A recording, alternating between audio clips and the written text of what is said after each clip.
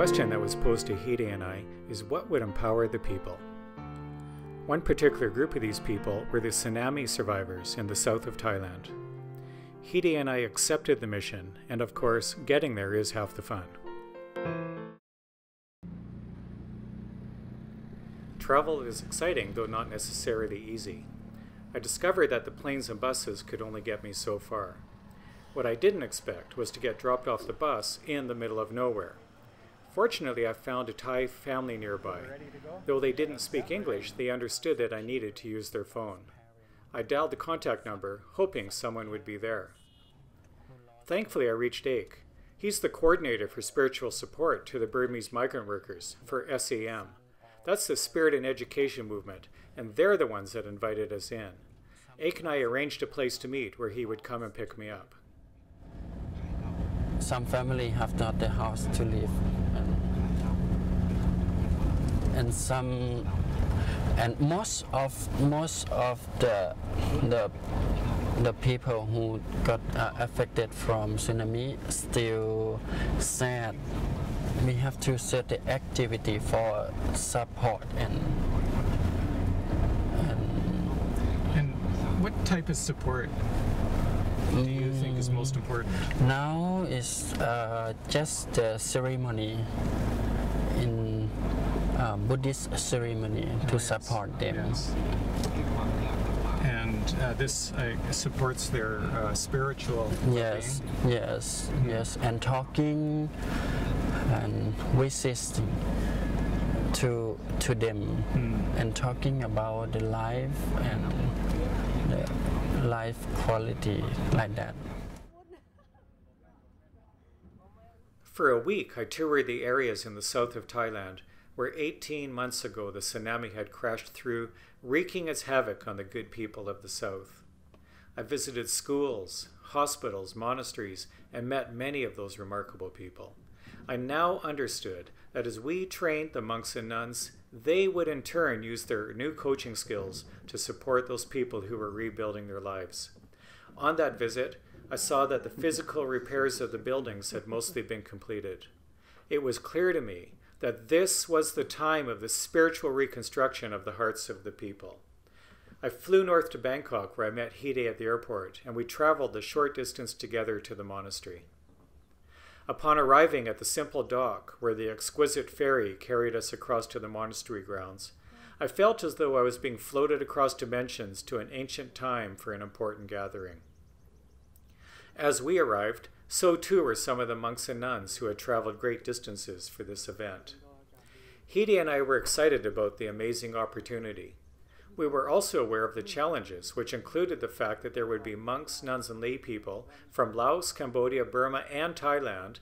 Therefore, there would be 4 different languages present in the room. We knew we had translators for English and Thai. The rest we'd have to figure out in the moment. We imagined what it would take to pair up 2 participants for an exercise, knowing that monks don't touch nuns, nuns don't touch men, and it wouldn't be culturally appropriate for men and women who just met to share personal conversations with each other.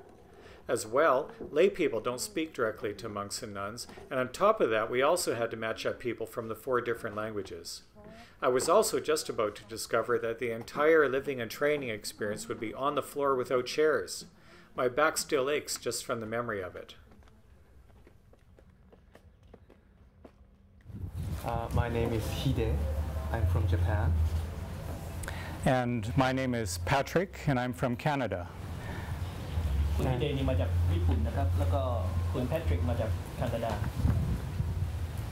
So, with that note, we are going to do the first exercise. เราจะเริ่มแบบฝึกหัดที่ 1เลยครับ So in this first exercise,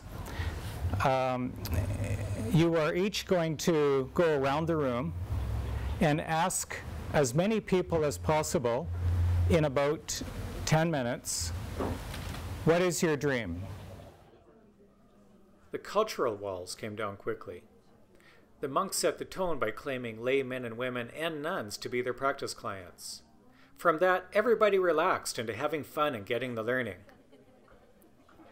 During the workshop, I was told by more than one participant that they were amazed at the level of openness and connection that everybody had found their way to. There's something about coaching and the brilliant conversations that it creates that causes the veils of formality and hierarchies and cultural correctness to drop. And when that happens, all you're left with are humans turned towards each other, offering the gift of themselves. And in that experience, everyone knows that it's going to be okay. We were invited to bring an offering that we hoped would result in granting empowerment to not only the tsunami survivors, but also to all the people in Southeast Asia that these monks and nuns are connected to. As I looked into the faces of these people, I knew at the very least the spirit of coactivity would be carried forward. What struck me deeply was how these very smart and accomplished people from this very old and established culture were so open and hungry to grow. They took the responsibility to find their learning, and they opened their hearts and minds to us with respect. Hercules nun!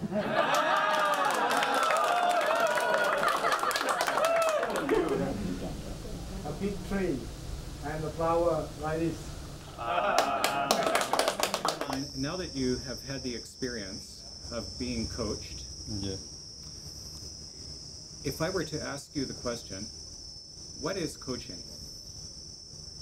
How would you answer that?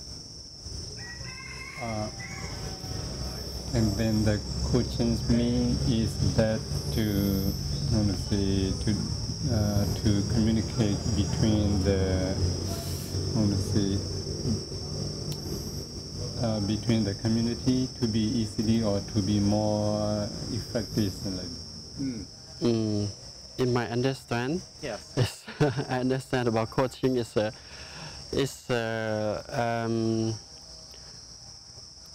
coaching is how to